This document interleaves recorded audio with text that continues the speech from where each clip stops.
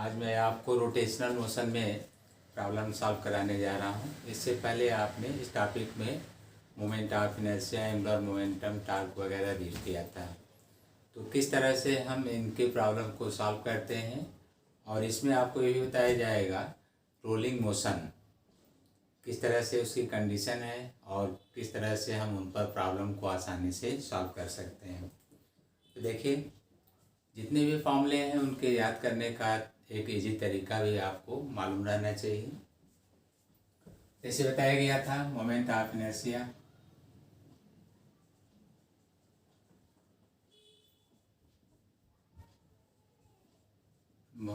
Inertia, या जड़त्वागुण। तो जब भी आप प्रॉब्लम सॉल्व करेंगे तो उसमें ये ध्यान देना चाहिए कि जड़त्वागुण या moment of inertia about vertical axis passing through centre of मास, किसी दृढ़ पिंड के द्रव्यमान केंद्र के लंबवत एक्स के परितः आप याद कर रहे हैं या समांतर एक्स के परितः याद कर रहे हैं, ये आपको ध्यान देना होगा। लंबवत एक्स के परितः है, समांतर एक्स के परितः है, किसके परितः लिया गया है, ये आपको ध्यान देना होगा।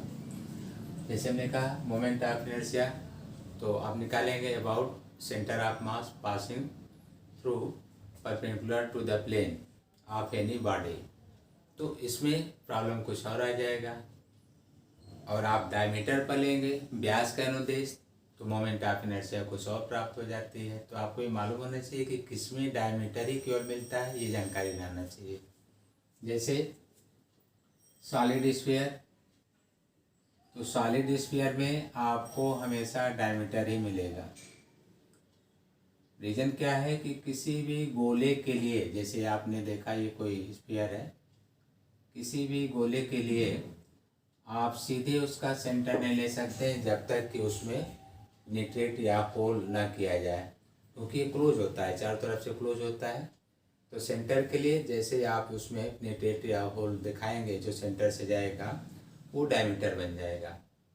एक ऐसी जीवा या कार्ड जो सेंटर से होकर जाती है डायमीटर कहलाती है। तो आपने इसका कोई ऑब्जर्व पॉइंट लिया और ये डायमीटर हो गया। ऐसे तो moment of inertia about diameter axis ये कहा जाता है, जो सेंटर से होकर भी जा रहा है। तो आपने इसका देखा ID इक्वल टू 2/5 mr², या हॉलो स्फीयर के लिए, ये सॉलिड के लिए है, हॉलो स्फीयर के लिए तो यहाँ पर 2/3 mr² अबाउट डायमीटर, तो D शब्द यहाँ पर, और यहाँ पर हॉलो स्फीयर के लिए तो ये ध्यान देना होगा। लेकिन अगर आप रिंग लेते हैं, वलय या सर्कुलर डिस्क लेते हैं, तो उसमें आप ले सकते हैं। जैसे देखिए ये सर्कुलर रिंग है, तो आप डायरेक्ट सेंटर ले सकते हैं, और इसको ऐसे दिखाया जाता है, ये गैप करके इस तरह लिया जाता है। ये कंटिन्यू कट नहीं करना चाहिए। तो इस तरह से अगर आपको दिया जाए तो ये उसके तल के लंबवत और द्रव्यमान केंद्र से होकर जाने वाली सरल रेखा के अनुदेश जड़त्वागुण, हम लोग इसे ICM शॉर्ट में या COM या शॉर्ट में इसको ICM लिखते हैं। अब रिंग के लिए है तो सॉल्व करने पर mr², डिस्क के लिए है, ये पार्ट मान लीजिए कि आप डिस्क के लिए दिखाना चाहते हैं, ये रिंग के लिए हो गया। डिस्क के लिए तो आप half mr², about centre of मास, ये ध्यान रखिएगा, अबाउट सेंटर ऑफ मास। तो ये दिखाया गया था पॉइंट। तो इसमें हम ज्योमेट्रिकल एक्सिस की भी बात करेंगे। जैसे आपको सिलेंड्रिकल शेप दे दिया जाता है इस तरह से, cylindrical shape, about geometrical axis, ज्यामितीय एक्स के परितः जड़त्वागुण। तो अगर ये सॉलिड है तो आप डिस्क का ही पार्ट लेंगे, क्योंकि इसी से ये मिलकर ज्वाइंट होकर बना होगा। जैसे एक 2 3 4, तो ये सिलेंडर से बनता जाएगा इस तरह से। नंबर ऑफ डिस्क अलग अलग होंगे, उनको आप कंबाइन करके, तो सॉलिड के लिए यही होगा, हाफ mr² हालो होगा, हालो सिलेंडर तो mr²। इस तरह से इसका हम लोग ज्ञात कर लेते हैं। लेकिन आप इसमें देखते हैं अबाउट वर्टिकल एक्सिस, जैसे ये लेते हैं वर्टिकल एक्सिस, तो ये लेंथ को डिवाइड कर रहा है और इसके सेंटर से होकर जा रहा है, तो आप इसमें ml²/12 सॉल्व कराया गया था, रख कर ज्ञात कर लेते हैं। इसमें अगर डायमीटर शब्द जुड़ा हुआ है, डायमीटर, तो इसका हाफ हो जाता है 1/4 mr², या उसमें हाफ आ जाता है 1/2 mr²। अबाउट डायमीटर, तो diameter geometrical axis, vertical axis passing through centre of मास, ये आपको ध्यान देना होता है। इसमें क्या क्या रिलेशन है शॉर्ट में याद कर लीजिए। ज़्यादातर डायमीटर जो आता है सिमेट्रिकल बॉडी के लिए हाफ ऑफ ICM, जो द्रव्यमान केंद्र का रिजल्ट है उसका हाफ हो जाता है। जैसे रिंग में भी है तो इसमें हाफ आ जाएगा, डिस्क में है तो इसमें और हाफ आ जाएगा, ये 4 हो जाएगा। तो इन चीज़ों को आप आसानी से याद कर सकते हैं।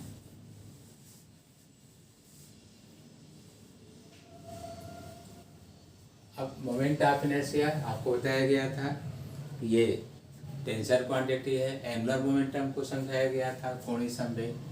तो कोणीय संवेग में आपने देखा था जैसे J = R×P, ये वेक्टर फॉर्म में लिया गया था, जबकि आप ऐसे भी सॉल्व करते हैं J = MI/RI² × ओमेगा, या J = I⍵।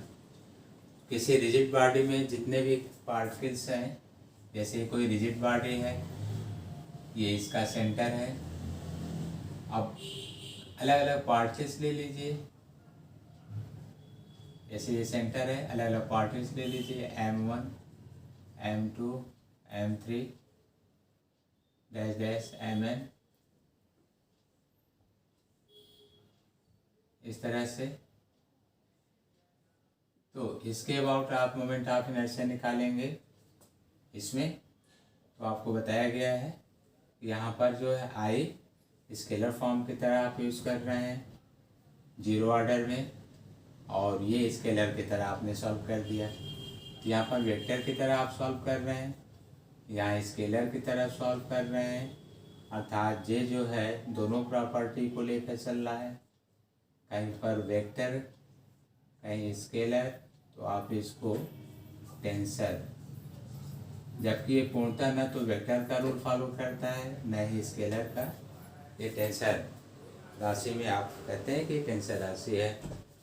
तो इस तरह से प्रॉब्लम जो है आपको सॉल्व करने के लिए बताया गया था जे के बारे में। जैसे ज़्यादातर कंफ्यूजन आप लोगों को रोलिंग के बारे में रहता है, रोलिंग मोशन में, तो उसको आप देख सकते हैं। रोलिंग मोशन, इसमें तो रोलिंग मोशन में कई बार डिस्कशन हुआ है। जैसे आपसे कहा गया था कि प्योर रोटेशनल, प्योर ट्रांसलेटरी और कॉम्बिनेशन बताया गया था। जैसे इसमें हम ये कहें कि टोटल काइनेटिक एनर्जी, तो आप इसमें ट्रांसलेटरी ले सकते हैं, रोटेशनल ले सकते हैं, दोनों का सम कर दीजिए तो टोटल काइनेटिक एनर्जी आ गया। टोटल काइनेटिक एनर्जी ईके को टोटल काइनेटिक एनर्जी के रूप में ट्रांसलेटरी का सिंबल ये दिया जा रहा है, रोटेशनल का सिंबल ये दिया जा रहा है। तो इस तरह से आप इनको लेकर सॉल्व करते हैं। जैसे हम डिस्कशन कर रहे हैं प्योर रोलिंग की बात हो रही है, डिस्कशन हो रहा है प्योर रोलिंग की। तो इसमें जब भी हम किसी व्हील को बेस पर रख कर दिखाते हैं, तो प्योर रोलिंग में देखिए वेलोसिटी ऑफ सेंटर ऑफ मास 0 हो जाएगा, क्योंकि ये आगे मूव कर ही नहीं रहा है।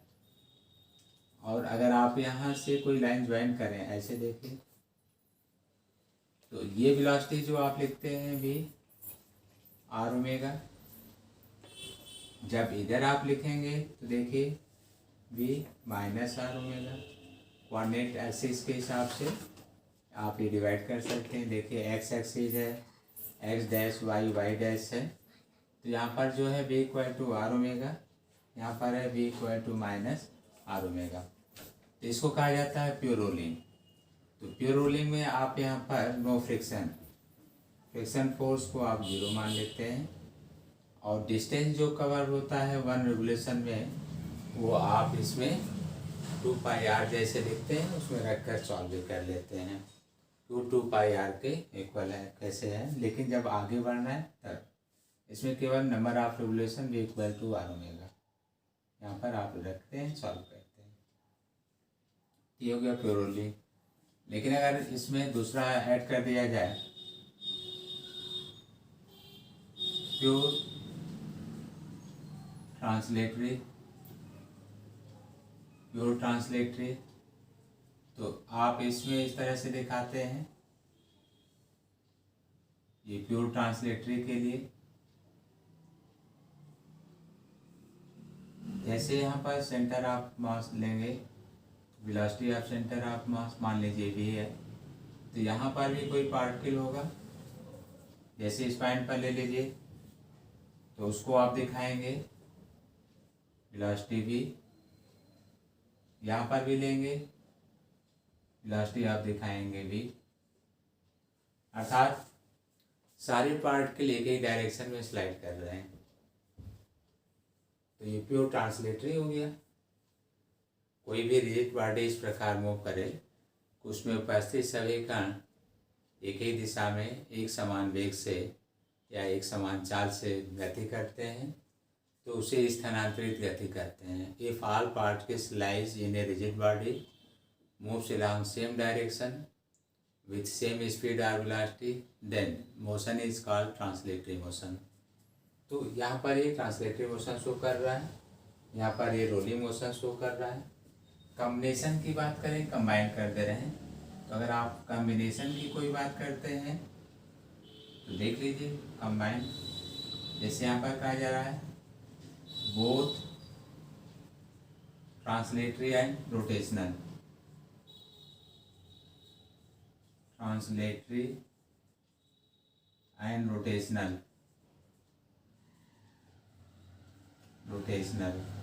तो अगर दोनों की बात की जा रही है तो आप इनको कंबाइन कर दें। जब कंबाइन करेंगे तो देख सकते हैं यहाँ पर वेलोसिटी भी है VCM की, यहाँ पर 0 है, तो सेंटर 0 प्लस VCM का कंबाइन करिए तो V के इक्वल आ गया, VCM इक्वल टू V। यहाँ पर देखिए V इसी डायरेक्शन में भी है, कंबाइन कर दीजिए 2V आ गया। यहाँ पर देखिए ये माइनस आर ओमेगा, ये प्लस में है, कंबाइन कर दीजिए 0 आ गया। अर्थात कोई ऑब्जेक्ट इस तरह से गति करता है कि वह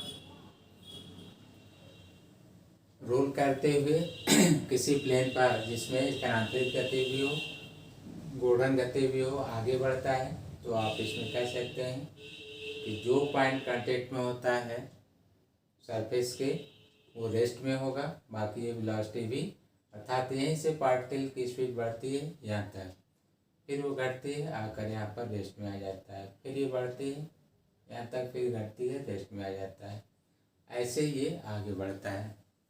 अर्थात इसमें ट्रांसलेटरी भी है और रोटेशनल भी है, तो स्लाइड करते हुए रोल करते हुए भी आगे बढ़ रहा है। तो ये कॉम्बिनेशन आपको इस तरह से प्रॉब्लम दिया जा सकता है, इनको आप तैयार करेंगे।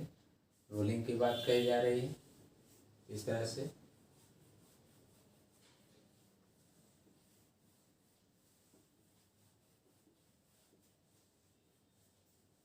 अब आप किसी इंक्लाइन सरफेस की बात करते हैं, rolling motion on incline surface.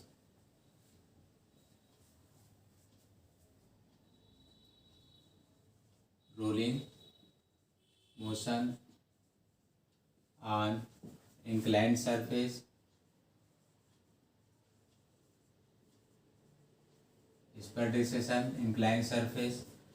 तो मान लीजिए कि कोई ये इंक्लाइनेशन दिया जा रहा है, जैसे ये देखिए ये दिया जा रहा है, इसमें हाइट आप एस ले लीजिए। आपको यहाँ से एक व्हील रोल करते हुए आप दिखाना चाहते हैं, उसको रोल करते हुए आप लेना चाहते हैं, ये व्हील को रोल करते हुए ये दिखाया जा रहा है।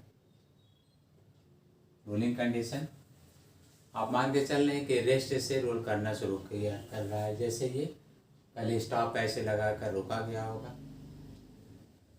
तो rolling motion on incline surface, तो आप यहाँ ले सकते हैं स्मूथ, जैसे हम यहाँ पर स्टार्टिंग स्मूथ सरफेस की बात कर रहे हैं, स्मूथ सरफेस ऐसे देख लीजिए। अगर आप स्मूथ सरफेस की बात कर रहे हैं तो इसमें स्लाइड करते हुए ऐसे आप दिखा सकते हैं। ये वेट मान लीजिए mg है, एंगल थीटा ये सब समझाया गया है आपको, mg cos theta, mg sin theta. तो इसमें कंजर्वेशन ऑफ एनर्जी का रूल अप्लाई कर दीजिए। इस तरह के प्रॉब्लम में टोटल मैकेनिकल एनर्जी कंजर्व होगी, जहाँ से चल रहा है वहाँ पर अगर रेस्ट से है तो सिर्फ वहाँ पर पोटेंशियल एनर्जी है, gravitation potential energy.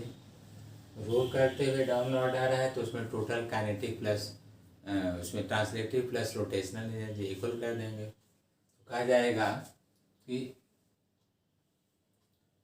According to conservation of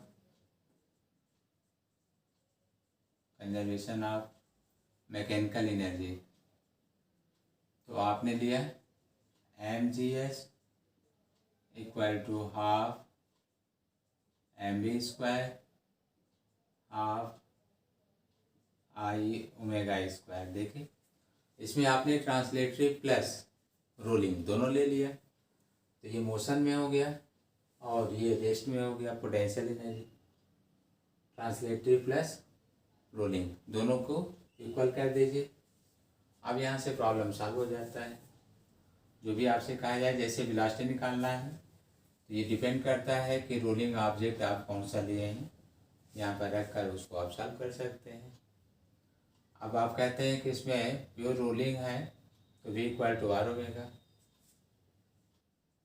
और प्योर रोलिंग तो आप कह सकते हैं v equal to r omega. आप यहाँ रख सकते हैं, जैसे मान लीजिए कि अगर कोई कैपिटल सिंबल देना है तो आप कैपिटल भी दे सकते हैं, लेकिन नॉर्मल से कन्फ्यूजन ना हो क्योंकि यहाँ पर रेडियस के लिए लिखा जा रहा है। तो आर ओमेगा, तो यहाँ से ओमेगा को रिप्लेस कर दीजिए b बाई आर। अब देखिए इसमें moment of inertia about tangent, देखिए इस तरह से ये इस पर रोल कर रहा है या इस पर कोई फ्रिक्शन वगैरह है या स्मूथ है तो भी ये इंक्लाइनेशन पर रोल कर रहा है, तो यहाँ पर moment of inertia about tangent, तो या पैरेलल एक्सिस आप ले सकते हैं। तो आई को रिप्लेस कर दे रहे हैं एम के स्क्वायर, तो देख लीजिए आई को एम के स्क्वायर, तो m g h half m b square plus half m के स्क्वायर, बी की वैल्यू है इसको वी स्क्वायर बाई आ जाएगा आर स्क्वायर। देखिए ओमेगा यहाँ पर स्क्वायर करके रख दीजिए। अब आप ले सकते हैं जैसे हाफ एम बी स्क्वायर, तो यहाँ पर 1 plus k square by r square. देखिए तो यहाँ से कोई भी प्रॉब्लम, जैसे आपको वेलोसिटी निकालना है तो भी सॉल्व हो गया, मास कैंसिल हो जाएगा। तो 2gh upon 1 plus k square by r square equal to v square, तो रूट में ले लीजिए, तो ये v की वैल्यू आ गई। वेलोसिटी तो जब इसमें कहा जाएगा कि rolling motion on inclined surface, smooth surface, तो रोल करते हुए वो नीचे आ रहा है, तो आपने काइनेटिक भी लिया, ट्रांसलेटरी और रोलिंग टोटल ये कंजर्व करके सॉल्व कर लिया। एच को रिप्लेस करना होगा तो यहाँ से देखिए प्रॉब्लम में रिप्लेस हो सकता है। जैसे अगर लेंथ वगैरह दिया हो तो sine theta H by L, तो ये L 2g L sine theta भी दे सकता है, तो यहाँ एच हट जाएगा, अर्थात आप भी को 2g L sine theta upon 1 plus k square by r square ऐसे सॉल्व कर सकते हैं। आपको वेलोसिटी मालूम हो गया यहाँ से, या आपसे कहा जाए कि टोटल एनर्जी, तो बहुत इजी था, कॉमन था। जैसे कहा जाए कि इसमें टोटल एनर्जी, देखिए यहाँ पर लिखा हुआ है, आप half m b square translating में पढ़ते हैं, इसको बीटा मान लीजिए। तो जब कोई ऑब्जेक्ट इंक्लाइन सरफेस पर रोल करते हुए डाउनवर्ड आता है तो टोटल जो काइनेटिक एनर्जी है टोटल, उसमें आपको याद करने में सुविधा ये तरीका है, half m b square 1 plus beta, ऐसे याद रखिए 1 प्लस बीटा। आप बीटा किसको कह रहे हैं, तो यहाँ पर जो है के स्क्वायर बाई आर स्क्वायर को आप बीटा कह रहे हैं। तो सबको याद रहता है कि अगर कोई ट्रांसलेटरी मोशन है तो उसमें kinetic energy half m b square होता है, तो उसको आप इजीली सॉल्व कर सकते हैं, मान रखेंगे वो सॉल्व हो जाएगा। लेकिन लास्टी में भी देखिए, आप पढ़ते हैं किसी ब्लॉक को ग्रेविटी के अंतर्गत फ्रीली मूव कराया गया है एच साइड से, क्योंकि यहाँ भी आपने रेस्ट से लिया है, यहाँ पर जो है इनिशियल वेलोसिटी रेस्ट में है, इनिशियल वेलोसिटी इक्वल टू 0, ये आपने दिखाया है। तो 0 से किसी को वर्टिकल डाउनवर्ड छोड़ दीजिए एच हाइट के लिए, तो उसकी वेलोसिटी आती है 2gh। जैसे ये देखें, एक ब्लॉक को आप किसी हाइट से लेफ्ट कर दिए हैं, रेस्ट में है, जैसे यहाँ कोलिजन ले रहा है जस्ट उससे पहले इसकी वेलोसिटी, तो आप कहते हैं √2gh, या आप ऐसे कहते हैं v square square to u square plus 2gh, तो ये 0 है तो ये 2gh। तो आप इसको कॉमन याद करते ही हैं ग्रेविटी के अंतर्गत। उसी में आपको ये ध्यान देना है कि वो अपान में 1 प्लस बीटा और ले लीजिए, देखिए 1 प्लस बीटा, तो इंक्लाइन सरफेस के लिए 1 प्लस बीटा यहाँ पर आ जाएगा 2gh अपान √1 प्लस बीटा। तो जैसे इंक्लाइन पर है तो आपके पास ये उपाय है 1 प्लस बीटा, ये सॉल्व हो गया। टोटल में अलग अलग काइनेटिक भी है, पोटेंशियल भी है, अलग कर आपने सॉल्व कर लिया।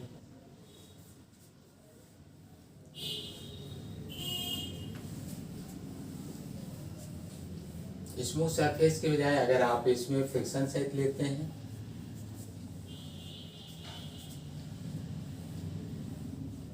हालांकि एक हाइपोथेटिकल कहने का अर्थ कि without friction rolling is not allowed, अगर वो फ्रिक्शन नहीं है तो रोल नहीं करेगा, स्लाइड करेगा, कहीं ना कहीं फ्रिक्शन का पार्ट होगा रोल करने के लिए। लेकिन अगर प्रॉब्लम कहता है, जैसा कि हमने लिखा था कि रोल्ड ऑन इंक्लाइन सरफेस, वो फ्रिक्शन का डिसीजन नहीं करता है, माइन्यूट मान लीजिए नहीं करता है, तो आप कंजर्वेशन ऑफ एनर्जी रखिए, सॉल्व कर लीजिए। अभी इसमें जब ये सॉल्व करेंगे तो सारे पार्ट आ गया, जैसे वेलोसिटी आ गया, तो आप चाहें तो एक्सेलरेशन भी निकाल सकते हैं डाउनवर्ड इसका। जैसे ये फॉर्मूला है v square square to a square plus 2a, s को यहाँ पर l के रूप में दिया गया, ये 0 है, यहाँ पर v को आपने सॉल्व किया था, तो 2gh अपान यहाँ पर जो है ये टोटल लेंथ के रूप में दिया गया है l के रूप में, तो 2gh अपान 1 प्लस हमने बीटा लिखा था, आप चाहें तो उसमें के स्क्वायर बाई आर स्क्वायर आप लिख दीजिए, ये है इक्वल टू 2a, l 2 से 2 कैंसिल कर दीजिए, यहाँ पर जो है एल को डिवाइड कर दीजिए, तो 2 क्या है जी एच बाई एल, ध्यान रखिएगा एच बाई एल यहाँ पर जो है साइन थीटा है, यहाँ पर एच था तो H by L sine theta है, तो यहाँ पर जी sine theta upon 1 plus k square by r square. तो आपको ऐसे प्रॉब्लम याद करने के लिए ये ध्यान रखना होगा, इंक्लाइंड सरफेस पर जी का जो कंपोनेंट है, जैसे ये जी है, ये थीटा है, ये 90 है, तो आप इस पर कंपोनेंट जो लेते हैं डाउनवर्ड जी साइन थीटा, बताया गया है कंपोनेंट वगैरह। वैसे 90 है, ये थीटा है, तो यहाँ पर होगा 90 माइनस थीटा, और जी कॉस 90 माइनस थीटा अगर आप लिखते हैं कंपोनेंट में, इधर एंगल हो कॉस में ही लिखा जाता है 90 माइनस थीटा, ये एंगल है 90 माइनस थीटा, तो आ जाएगा जी साइन थीटा। इंक्लाइन पर वैसे भी आप ये याद रखते हैं कि ए की वैल्यू कितनी होती है, इंक्लाइन पर ये है जी साइन थीटा। अगर आपको कोई फ्रिक्शन वगैरह कंडीशन देना है तो रोलिंग का कोई कंडीशन देना है, ऐसे रख दीजिए, सॉल्व हो जाएगा। दोनों में अंतर आपको क्लियर हो गया। जैसे यहाँ भी 1 प्लस बीटा, अर्थात अगर आपको इंक्लाइन पर लेना है रोलिंग का तो g sign theta upon 1 plus beta, पहले रख दीजिए, आंसर आ गया 1 प्लस बीटा, सॉल्व हो गया। तो आपने कैसे भी सॉल्व किया, किस तरह से इसमें एक्सलेशन को लिया गया, वेलोसिटी को सॉल्व किया गया, टाइम ड्यूरेशन भी आप निकाल सकते हैं, हाइट निकाल सकते हैं, ये सब बताया गया आपको। अगर आप फ्रिक्शन लेके चलते हैं तो फ्रिक्शन ही इसको रोटेट कराता है, टार्क प्रोड्यूस करता है। तो अगर आप फ्रिक्शन लेके चलते हैं तो ये फ्रिक्शन फोर्स टार्क प्रोड्यूस करता है, और अगर आपने रेडियस आर मान लिया है तो ये टार्क होगा। या फ्रिक्शन फोर्स आपको निकालना है, अगर एक्सलेट कर रहा है तो के लिख दें, तो टार्क की वैल्यू आई अल्फा है, तो यहाँ पर जो है आई अल्फा अपान आर, ये अल्फ़ा आपने रीड किया है, अल्फ़ा कहा जाता है कोणीय त्वरण, या इसको ए बाई आर से आप डिनोट करते हैं। रेखीय त्वरण है और ये त्रिज्या है, तो आई ए अपान आर स्क्वायर। अभी आपने ए का मान सॉल्व किया था और आई आपने लिखा था एम के स्क्वायर, यहाँ पर रख दीजिए एम के स्क्वायर, और ए आपने सॉल्व किया था g sign theta upon 1 plus k square by r square. अब आप आर का इसमें मल्टीप्लाई कर लें तो फ्रिक्शन फोर्स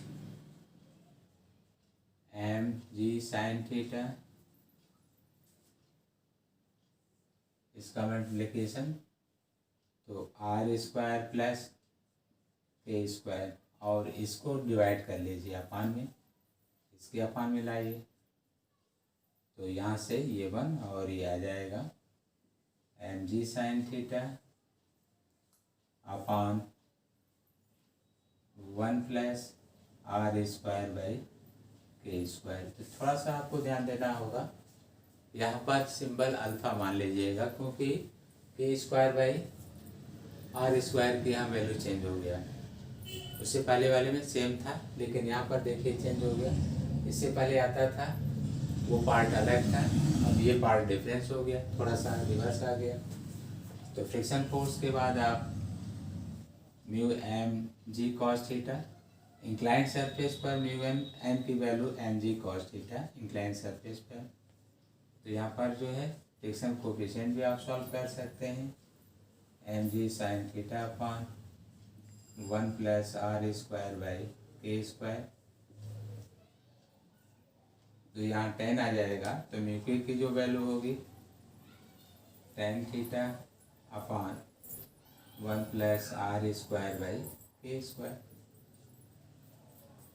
तो जैसे आपने वहाँ पर ज्ञात किया था 1 प्लस बीटा, इसको 1 प्लस अल्फ़ा। तो इस पूरे चैप्टर में आपको ये ध्यान देना होगा कि alpha equal to 1 by beta. जहाँ पर फ्रिक्शन फोर्स की बात आ रही थी वहाँ पर आप अल्फ़ा लेकर सॉल्व कर लें, और जहाँ पर अन्य पार्ट है फ्रिक्शन फोर्स या कोफिशिएंट को, तो वहाँ पर डायरेक्ट बीटा सॉल्व कर लें। तो याद करना है, इजी हो जाता है, बहुत ज़्यादा टिपिकल नहीं होगा। फ्रिक्शन फोर्स के लिए भी इंक्लाइनेशन जैसे आप फोर्स की चर्चा करते हैं ग्रेविटी में, तो एम जी इंक्लाइनेशन है तो एम जी साइन थीटा नहीं है, और 1 + अल्फ़ा याद कर लीजिए। तो जितने रोलिंग मोशन में इंक्लाइनेशन वाले केसेज हैं, आप जो जनरल केसेस पढ़ते हैं वर्टिकल वाला याद रखिए, और उसमें एक बार 1 + बीटा और दूसरा 1 + अल्फ़ा, दो पार्ट में याद कर लीजिए, दोनों आसानी से सॉल्व हो जाएगा। कभी आपको 1 + बीटा रखना होगा, कभी 1 + अल्फ़ा रखना होगा। फ्रिक्शन वाले में अल्फ़ा, और बिना फ्रिक्शन का जो और पार्ट है उसमें आप बीटा रख कर सॉल्व कर लीजिए। तो ये सब डायरेक्ट याद करने के तरीके हैं फॉर्मूले को।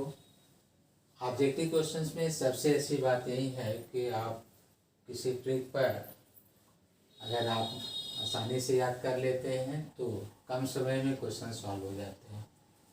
लेकिन सबको ट्रिक पर सॉल्व किया नहीं जा सकता, या सबके लिए ट्रिक बताने लगेंगे तो फिर वो इतने ट्रिकी हो जाएंगे कि ट्रिक को भी याद करने का अलग से ट्रिक चाहिए, तो ये भी संभव नहीं हो पाता है। बेसिक नॉलेज तो ज़रूर रहना ही चाहिए कि हमें करना क्या है और कैसे उसको सॉल्व करना है। तो ये ज़रूरी है, ध्यान देना है कि कैसे हमें सॉल्व करना है। तो हम उसमें देखते हैं किस तरह से ये पोजीशन होगा और कैसे हमको सॉल्व करना होगा। तो चलिए आगे देखते हैं। तो इसमें जो है हम प्रॉब्लम आपको बता रहे हैं, किस तरह से प्रॉब्लम सॉल्व किए जाएंगे उनको आपको देखना है। तो प्रॉब्लम के लिए चलिए देखिए, हम एक एक्सरसाइज आपको दे रहे हैं, देखिए इस तरह से, बहुत इजी भी है, आप अभ्यास करेंगे।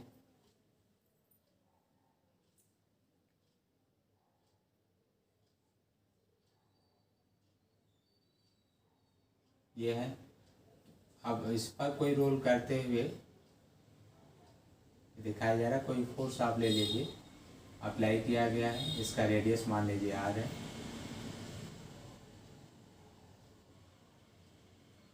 इस तरह से ही, और ये कोई रिजिड सपोर्ट है, ये दिखाया जा रहा है। यहाँ पर कोई रिजिड सपोर्ट है, ये दिखाया जा रहा है। ये है, आप ये कोई फोर्स की वैल्यू ले लें अपने से, जैसे मान लीजिए कि 18 न्यूटन फोर्स अप्लाई किया गया है। ये जो रेडियस है इसको आप मान लीजिए कि यहाँ पर 10 सेंटीमीटर लिया गया है, रेडियस को आप 10 सेंटीमीटर मान लीजिए, इसको लिया गया है। और यहाँ पर मास की आवश्यकता होगी, जी टोटल जो मास होगा जिसको हम रोल करा रहे हैं, तो मान लीजिए कि मास आप पुली विथ रोप जो भी दिया गया है टोटल, या रोप को मास लिस्ट मान लेते हैं, तो ये पुली का दे दिया जाएगा, ये 5 kg है। तो आपसे कहा जा सकता है कि इसमें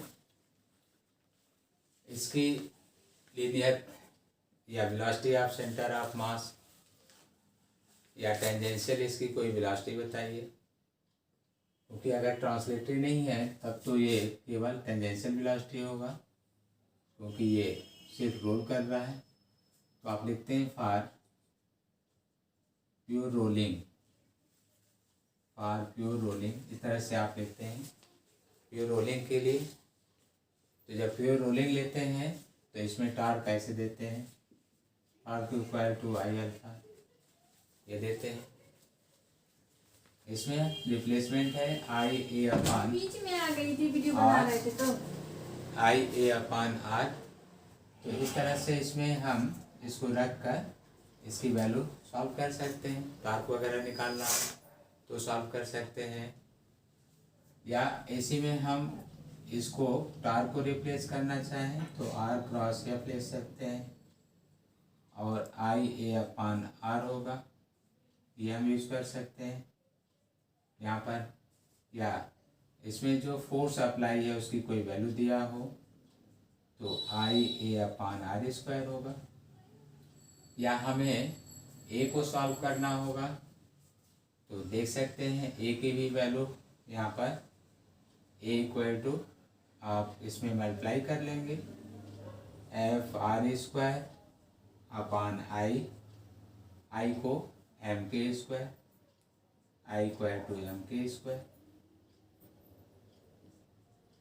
तो के यहाँ पर आर का टर्म होगा या जैसा भी दिया गया हो, क्योंकि डिस्क के लिए कहा जाएगा, तो डिस्क के लिए आप यहाँ पर आई अबाउट सेंटर, चूँकि सेंटर के अबाउट रोटेट कराया जा रहा है, तो यहाँ पर जो हो जाएगा डिस्क के लिए 1/2 एम आर स्क्वायर, ये डिस्क के लिए लेंगे। लेकिन मान लीजिए कि आप जिसको रोटेट करा रहे हैं वो रिंग है, तो हाफ एम आर स्क्वायर हो जाएगा।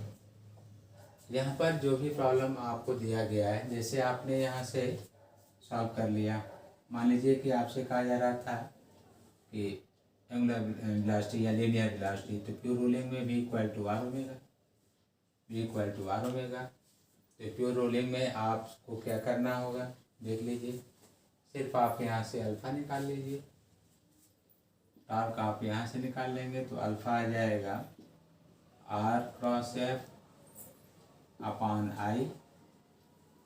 आर आपको दिया ही गया है, एफ दिया जा रहा है, आई में एम आर स्क्वायर, जैसे डिस्क है तो हाफ एम आर स्क्वायर रख दीजिए, अल्फा आ गया।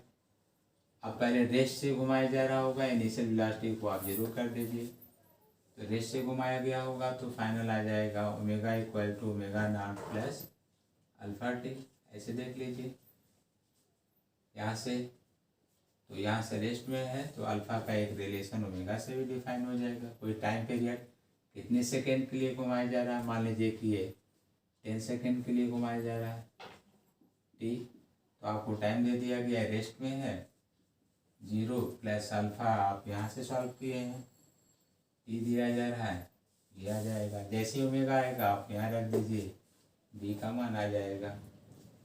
तो आपने देखा इस तरह से जो पार्ट है लेकर आप जैसे भी प्रॉब्लम बने सॉल्व कर सकते हैं।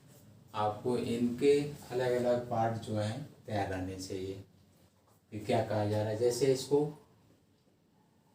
रूल कराया जा रहा है बाई अप्लाइड यानी टेंजेंशियल फोर्स 80 न्यूटन आर दिए हैं, आर को सेंटीमीटर को मीटर में कन्वर्ट कर लीजिए, डिस्क दे रहे हैं यहाँ से सॉल्व कर लीजिए, मास दे रहे हैं, रेडियस दे रहे हैं, तो अल्फ़ा आ गया।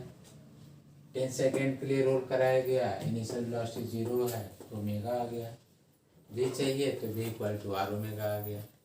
जो भी प्रॉब्लम्स हैं उनको आप ध्यान देंगे तो इजीली सॉल्व होगा, इनमें कोई प्रॉब्लम होगा नहीं ज़्यादा। और भी आपको हम कुछ ऐसे टिप्स दे रहे हैं जैसे कि प्योर रोलिंग की कंडीशंस को कैसे सॉल्व करेंगे। जैसे देखिए इसी को कहा जा रहा है ऐसे, ये है ये पेन है इस तरह से है, अब आप कह रहे हैं कि ये मूव ना करे, केवल ये रोल करे, जैसे ये तो इस तरह से छोड़ दिया गया तो कहा जाएगा कि यहाँ पर वेलोसिटी बताइए। जब ये बेस से टकराता है तो उसका क्या वेग होगा, तो इसमें प्योर रोलिंग है तो इस समय आपको यहाँ वेलोसिटी बताना है, किस वेलोसिटी से वो टकराएगा, उसका कोलिजन क्या होगा, कैसे सॉल्व करेंगे। तो अगर वो रोल करते हुए जा रहा है तो ऐसे देख लीजिए,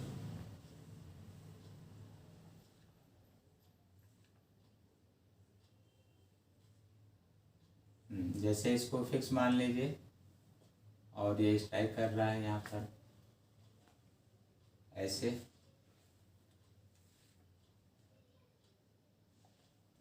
ये मान लीजिए यहाँ पर स्ट्राइक कर दिया, तो यहाँ पर जो है ये वेट जो है इसके मिडिल पॉइंट पर, लेंथ मान लेते हैं एल है टोटल लेंथ, यहाँ भी टोटल लेंथ एल ही होगा, एल होगा। तो आप ये कहेंगे कि इसको रोटेट कराने में जो रोटेशनल एनर्जी होगा आप उसमें हाफ आई ओमेगा स्क्वायर का प्रयोग करेंगे। तो इस तरह से जो वर्क होगा उसमें पोटेंशियल एनर्जी आपको हमने दिया था mgh, एच साइड से नीचे लाया जा रहा है तो एच को आप कहेंगे कि यहाँ एल के इक्वल है, लेकिन इफेक्टिव जो वेट का फंक्शन है वो मिडिल पार्ट से, तो इसमें इफेक्टिव लेंथ जो है L/2 होगा जिस पर ये वर्क होगा क्योंकि हम फोर्स का प्रभाव यहाँ से लेंगे। ये वेट है mg और यहाँ से जो लेंथ है L/2। आप इस तरह रोटेट करा रहे हैं, इफेक्ट यहाँ से दिखाया जाएगा। अर्थात यहाँ पर जो H का इफेक्ट हम शो कर रहे हैं यहाँ से सेंटर से बेस में, वो है L/2। तो mgh या L/2 रख दिया जाएगा, हाफ I ओमेगा स्क्वायर। तो mg L/2 ध्यान रखिएगा। रॉड का वेट सेंटर ऑफ मास से, सेंटर ऑफ मास अगर यूनिफॉर्म रॉड है तो मिडिल पर होगा, मिडिल पर होगा तो ये टोटल लेंथ है, तो ये लेंथ हाफ होगा। तो एच की वैल्यू L/2। जो इसकी पोटेंशियल एनर्जी आप चेंज कर रहे हैं वो यहाँ से होगा। आप जैसे आपने इसको रोटेट कराया मिडिल सेक्टर से, तो इसमें रोटेशन एक्सिस इन पॉइंट पर है, ऐसे है। तो यहाँ पर moment of inertia either any one and, किसी एक एंड पर आप लेते हैं रॉड के लिए, तो mL²/3 इंटू ओमेगा स्क्वायर। आप चाहें मास यहाँ से कैंसिल है, 2 को देखें 2 कैंसिल है, तो 3JL यहाँ से देखिए L भी कैंसिल हो जाएगा, 1/L² है, देखिए ओमेगा स्क्वायर, एक L भी कैंसिल हुआ। तो इस तरह से आपने ओमेगा सॉल्व कर लिया, 3J/L ओमेगा सॉल्व हो गया। अब किस वेलोसिटी से ये कोलिजन करता है, तो आप कह सकते हैं कि ये प्योर रोल कर रहा है। तो फॉर प्योर रोलिंग स्लाइड न करें, कंडीशन दे दें,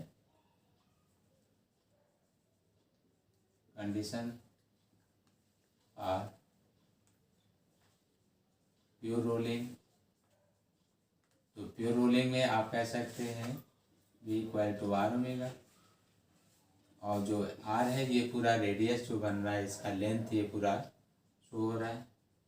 ओमेगा आपने अभी सॉल्व किया, 3J/L मल्टीप्लाई कर लीजिए, तो L² 3J/L, L एक कैंसिल हो जाएगा, तो √3JL। तो आपने ये वेलोसिटी सॉल्व कर लिया। तो इसमें जो भी प्रॉब्लम है वो आपको ये ध्यान देना होता है कि क्या कहा जा रहा है। जैसे इसमें कहा गया कि वो ऐसे स्लाइड किया, अर्थात इसमें केवल रोलिंग अलाउ हो रहा था, तो V=R ओमेगा, V=R ओमेगा जो इसका लेंथ है रेडियस का काम कर रहा था। अब जो इसकी पोटेंशियल एनर्जी है वो रोलिंग में जा रही थी, हाफ I ओमेगा स्क्वायर। अभी यूनिफॉर्म रॉड का जो वेट है वो मिडिल से ही है, अर्थात जो पोटेंशियल एनर्जी हम चेंज कर रहे हैं वो मात्र हाफ लेंथ से चेंज हो रही है, मिडिल से डाउनवर्ड का, या इसका अपवर्ड का ये जो पोटेंशियल है वो डाउन आ रहा है। तो इस तरह से हम इसमें हाफ लेंथ को रख कर और ये सॉल्व कर लिया।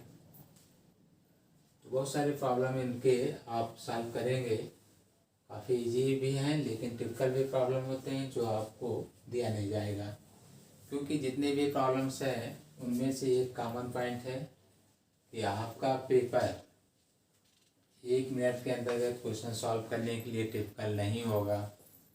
तो जब टिपिकल नहीं होगा या ज़्यादा से ज़्यादा 2 मिनट मिलेगा, तो डायरेक्ट आप जो फॉर्मूले रखे हैं उन्हीं पर अभ्यास करिए। जैसे इन पर क्वेश्चन अभ्यास करिए, बहुत इजी है, आप इनको देखकर सॉल्व करें। ओमेगा0t + हाफ α_t² आप इन पर प्रैक्टिस करें। आप इसी तरह से बहुत सारे पार्ट इनमें जो आपको बताए गए हैं उन पर डायरेक्ट वैल्यू रखकर सॉल्व करने का प्रयास करें। तो बहुत ज़्यादा ये इजी है, लेकिन अगर आप टिपिकल क्वेश्चंस लगाते हैं तो टिपिकल भी है, क्योंकि रोटेशनल मोशन जो है 3 डायमेंशनल कंडीशन है, इजी भी नहीं है, काफ़ी टिपिकल भी है, और उसको आप सॉल्व कर सकते हैं। तो आज के लिए वीडियो इतना ही। आप जो है नेक्स्ट उसके लिए तैयार रहें और क्वेश्चन सॉल्व करते रहें।